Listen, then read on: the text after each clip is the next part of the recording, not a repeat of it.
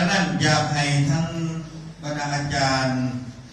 ประกอบเป้าหมายเสรีดีเป็นยังจริงเอาเรื่องนี้มาสายให้เบิกเป้าหมายอย่างเริ่มต้นจากประวัติศาสตร์เป้าหมายอย่าง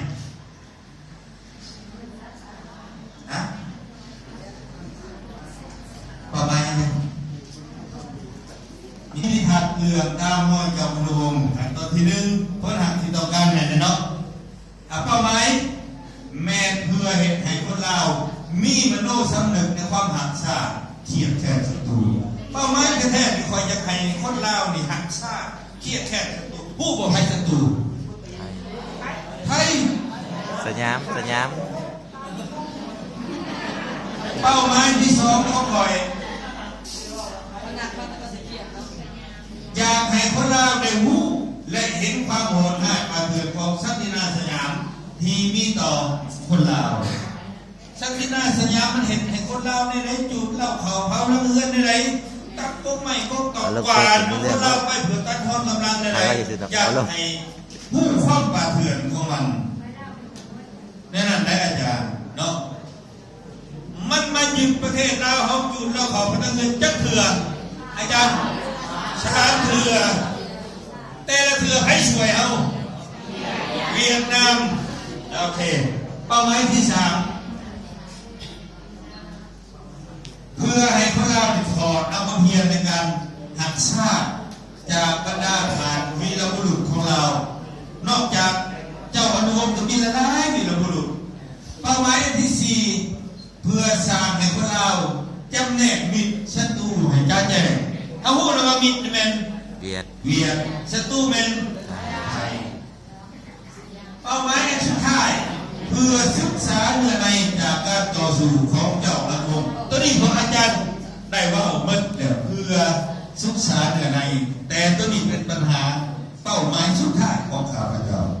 ดังนั้นเพื่ออยากสร้างให้คนเล่าเขานี่ทำสร้างเทียบแค่ศัตรูนี่คือเป้าหมายดังนั้นเวลาเขาเขียนลงในยูพีดีบทสอนที่เขาทำโบแมนเซลแต่ตัวนี้เอาต่อเนาะเขาจะมีเป้าหมายอื่นที่ใหญ่กว่านี้มาลงส่วนเนื้อในเป็นแบบเป้าหมายในเนาะอาจารย์เนาะนี่คือการสร้างเป้าหมายจากนั้นมีความเข้าใจเบิ่งความเข้าใจไปยังไงเข้าใจนะความเข้าใจนี่นักเรียนเข้าใจเด้อและโบแมนว่านักเรียนจะเข้าใจว่านี่โบแมนเนาะอาจารย์ขั้นนักเรียนจะเข้าใจว่ามันเป็นของมหามันขึ้นกับผู้แปลแต่เดี๋ยวนี้เพิ่นเปลี่ยนมาเป็นนักเรียนเข้าใจให้เปลี่ยนมาในนี้เนาะเข้าใจยังนี่เข้าใจการกระทำที่โหดร้ายป่าเถื่อนของไทยที่มีต่อคนลาวเข้าใจมิตรและศัตรูของคนลาวเข้าใจในวิธีที่จะกระทำต่อมิตรได้ไหนและต่อศัตรูได้ไหนเขาสิเห็นได้ไหนต่อมิตรต่อศัตรูได้ไหนพออันทูตไทยมันบอกว่ามันสิเห็นกับเฮานี่คือกับเฮาเห็นกับมันเข้าใจเนื้อในประวัติศาสตร์จากการต่อสู้ของเจ้าอนุวงศ์ตัวนี้ความเข้าใจที่ข้าพเจ้าวางไว้ในบทวินิทัศน์นี้ความรู้กับรู้การกระทำที่โหดร้ายป่าเถื่อนพอเข้าใจนี่กับรู้ในนี้เนาะอาจารย์รู้มิตรรู้ศัตรูของคนลาวรู้วิธีที่จะกระทำต่อมิตรและต่อศัตรูในไหนรู้เนื้อในประวัติศาสตร์จากการต่อสู้ของเจ้าอนุวงศ์ในไหนเนาะป่านนี้มาบอกถึงทักษะไอ้ยังไงทักษะนี่นักเรียนจะสามารถปุ๊บหรือว่าไพ่กระยาทีในเบิ้งตัวนี้แล้วสามารถปุ๊บระดมคนลาวให้เห็นได้การกระทำที่โหดร้ายป่าเถื่อนของไทยที่มีต่อคนลาวได้สามารถจำแนกมิตรและศัตรูของคนลาวได้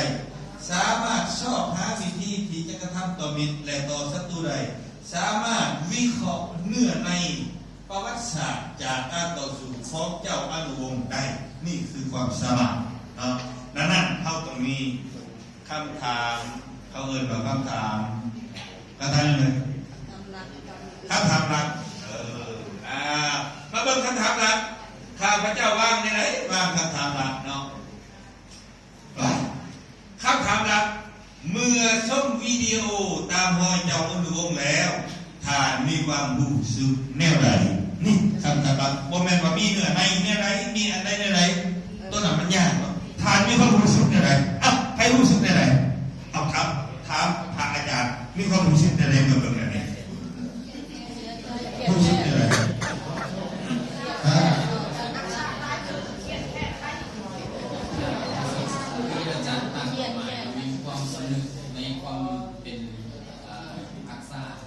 นี่ผ่านเพิ่มก็ยังหัดชาเขียนแค่ไทยได้ถึงเบาๆเบาๆอีกเห็นบอกขั้นจะเบิ่งไว้แล้วเป็นหัดชาขึ้นกว่าเก่าเครียดแค่ไทยอีกกว่าเก่ามันเห็นโลกโดยเนาะรู้ให้สิบกว่าเที่ยนี่คือคำถามดังนั้นเวลาเขาแต่งยูบีดีเนี่ยว่างคำถามให้มันกินใจเขานักเรียนเนาะอาจารย์เนาะโบแมนเขาสิถามแบบนะบางๆเนี่ยมันการนักเรียนกับความรู้สึกมันคือบอกสักอะไรนี่คู่ประวัติศาสตร์พูดขึ้นถึงเนาะอาจารย์เนาะเวลาเขาสอนประวัติศาสตร์เขาจะสอนเรื่องกองพันที่สองบ่หรือว่าสอนอะไรก็ตามมันต้องสร้างให้นักเรียนไม่ได้ฟิลศาสตร์คำถามที่สองทานจำแนกได้บ่ว่าใครเป็นมิตรและใครเป็นศัตรูของเราว่ามันเกินมันจำแนกได้เนาะเบิ่งเนาะบ่ถามก็ได้การกระทำที่โหดร้ายป่าเถื่อนของไทยต่อกับคนเรามีอะไรแน่วัตถุสมบัติอยู่เราเผาเราเนื้อในนี่มีเนื้อในวิดีโอตามพ่อเจ้าอนุวงศ์มีจุดแดงที่สำคัญเนาะบ่ฮับบ่อยากให้ถามว่ามีเนื้อในแดงนะอยากให้ถามว่ามีเนื้อในมีจุดแดงสำคัญวิดีโอตามพ่อเจ้าอนุวงศ์มีคุณค่าต่อกับการมีชีวิตของคนเราในเนาะนี่คือการวางคำถามอะไรกระเบิดแล้วอันนี้ฮักกระและเขายากที่สุดคือการวางคำถามอันที่สามแล้วกระเบิดและไม่ยากที่สุดอีกคือการใส่ที่กิจกรรมที่จะเห็นเนาะตัวนี้แหละกระเบิดบางบอนบางอันคนใส่นาทีแต่ตัวจริงครับโมเมนต์นาทีเด้ออาจารย์เด้อให้เอาออกกันเป็นใช้นาทีได้ปึ้งหัวขาวกันนะโมเมนต์บ้างมิซ่าใช้นาทีขั้นนาทีของผู้เห็นยังไงสอนเนี่ยอันนี้แม่กิจกรรมที่จะเห็นแม่เรียกที่จะเห็นในเวลาจะสอนหันหนึ่งคอยเห็นได้ไรคอยเห็นได้ให้สอนวิดีโออันที่สองสนทนาบางหลักฐานอื่นๆนี่โมเมนต์หลักฐานที่อยู่ในวิดีโอนี้ให้เข้าใจว่าโมเมนต์นี้ผู้ที่ผู้อื่นบ่ผู้อื่นก็บ่เป็นผัวเฮาหรอกเนาะดังนั้นหลักฐานอื่นนักเรียนต้องใส่ให้เบิ่งให้ให้เบิ่งเด้อนี่เด้อให้เบิ่งปึ้งความให้อ่านปึ้งความเป็นมาอ่านภาษาอาจารย์ให้อ่านปึ้งความเป็นมาของสาราเขียนโดยครูคำของวงศาแล้วมาสมเทียบกับในของวิดีโอปึ้งประวัติศาสตร์ปึ้งประวัติความเป็นมาของศาสตร์ลาวที่กูทำขององศาเขียนมีอยู่ใจกูมีและอยู่ห้องสมุดข้าพเจ้าก็เบื่ออยู่เนาะอยู่ห้องสมุด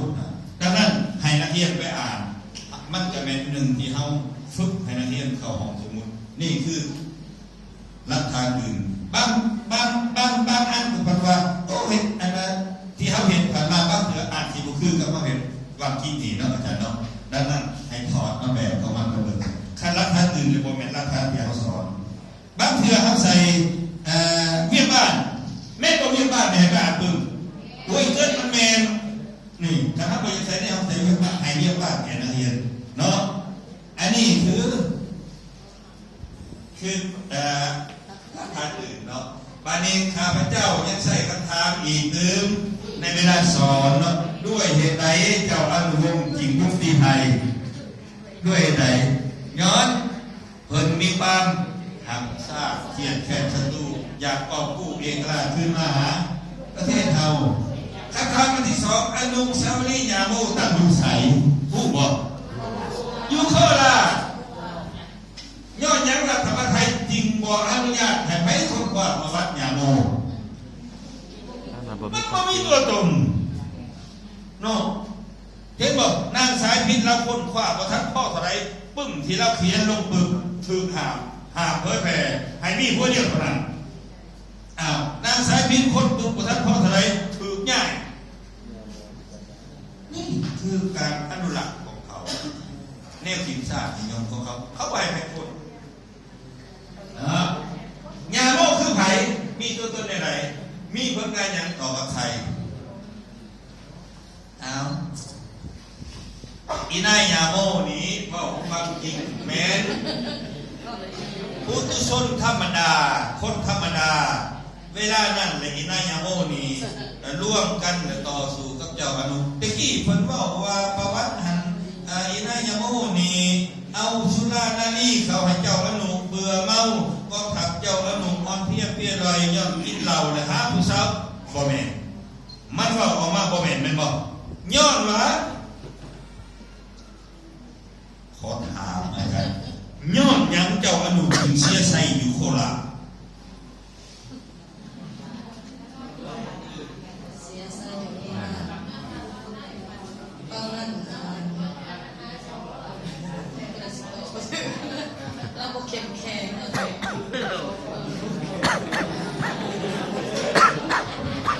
รักษาแม่รักษาย้อนอาจารย์คิดใช่ไหมผัวย่อกำลังบ่เพียงพอในการต่อสู้แม่ตอบกำลังของเจ้าอนุมีเพียง200เขาพันนี้8,000ได้ยอดแนวนั้นไหน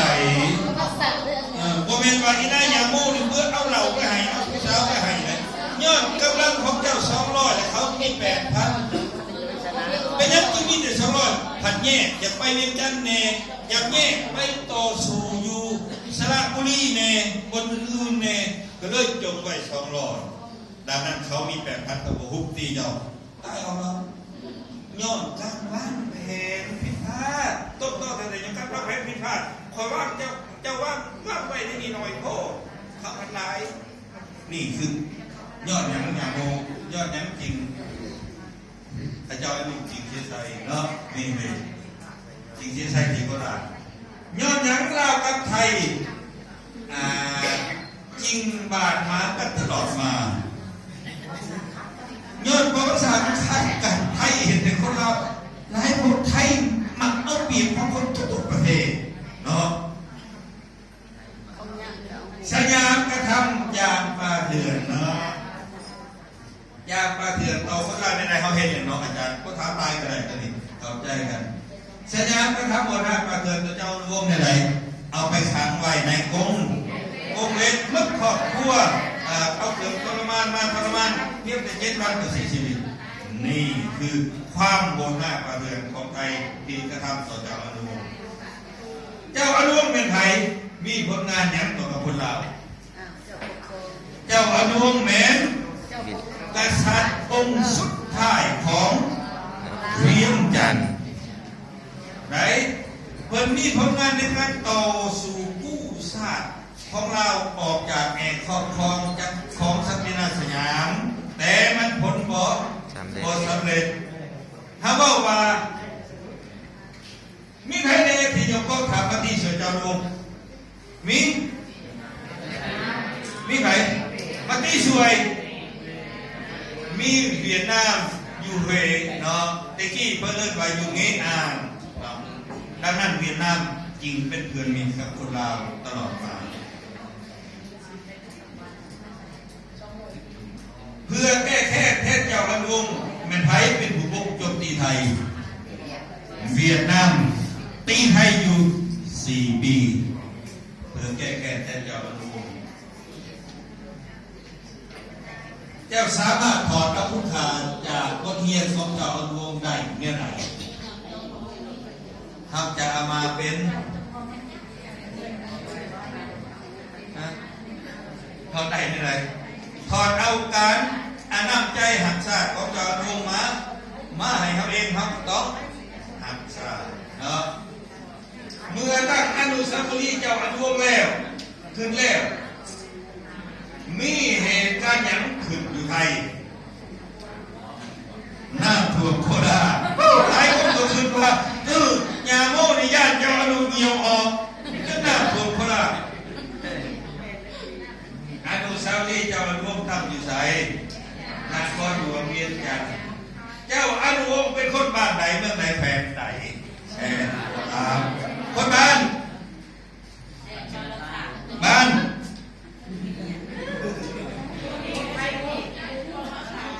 โอ้นี่ครับติดตามประวัติศาสตร์ของท่านเจ้าอนุวงศ์เป็นคนบ้านโพนม่วงเมืองเซปูนแขวงสวรรณเขต แม่น ฮูกของเจ้าอนุวงศ์ที่มาตั้งอยู่นี่แม่นคนบ้านโพนม่วงแม่นหลานเลนหลอดหุ่นที่7ของเจ้าอนุวงศ์เป็นหลานเลนหุ่นที่7ของเจ้าอนุวงศ์และเอาไปปั่นเอาไปเพิ่นไปนครหลวงและสร้างปั้นเอาหูเพิ่นมีคนบ้านโพนม่วงบ้านเฮามีเลยแขวงสวรรณเขตแท้ๆไหนเมืองเชโปนไหนเด้อพี่น้องอาจารย์สีทองนี่อาจารย์สีทองกับบ้านห้วยสารบ้านกระดาษห้วยสารนี่หลายแม่นเลยจะบอกคนอื่นได้คนอันนี้บอกให้บอกว่าอาจารย์สีทองหัวล้านไหนคันคนหัวล้านมันใจหน่อยอาจารย์สีทองคนหน้าฝากกว้างเนาะแม่ป้าสีทองอาจารย์สีทองเป็นคนหน้าฝากกว้างขั้นหน้าผากกว้างคนใจกว้างใจขวางนี่ก็เป็นคนโบราณนี่คือการวางยูบีดีและวิธีเฮาสิสอนเนาะอาจารย์มานี่ก็นี่ขอจบไว้นี่ก่อนเนาะฟังเขาขอถามว่าอาจารย์ได้เรียนผ่านมาแต่ว่านี่ห้องนี้แล้วก็เคยตั้งคำถามด้วยนะเกี่ยวกับทฤษฎีบลูมได้เห็นเลยเนาะได้เห็นเลยเนาะ เบิ่งแล้ว ก็ดังๆหนึ่งว่าเลย